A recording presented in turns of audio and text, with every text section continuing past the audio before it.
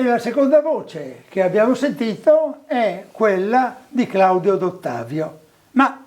il personale infermieristico in questo caso sarà reperito e con attenzione si valuterà quelle che sono le potenzialità anche di questo personale, oppure c'è il rischio che si debba fare un po' di tutta l'erba un fascio, magari di utilizzare personale infermieristico che ha meno qualità, nel senso che magari ci sono degli anziani che devono essere in questo modo recuperati? È questa la domanda che il cittadino si fa.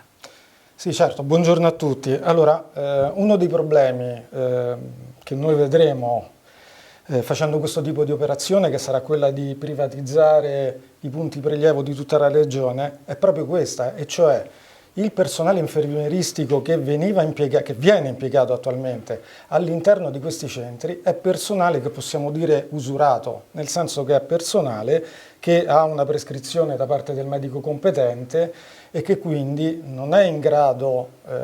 nel 90-95% di questi casi, cioè di questi operatori, di poter ritornare a lavorare con pienezza all'interno delle strutture, delle corsie, dei reparti, degli ospedali o dei servizi. Quindi questa è una riflessione che va fatta, cioè in realtà noi con questa operazione non recupereremo personale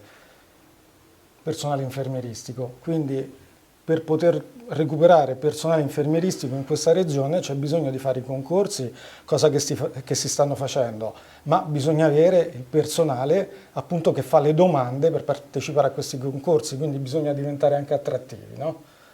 E per noi cittadini questo è un motivo di preoccupazione e per questo Udinese Life continuerà a occuparsi della sanità nella regione Friuli Venezia Giulia.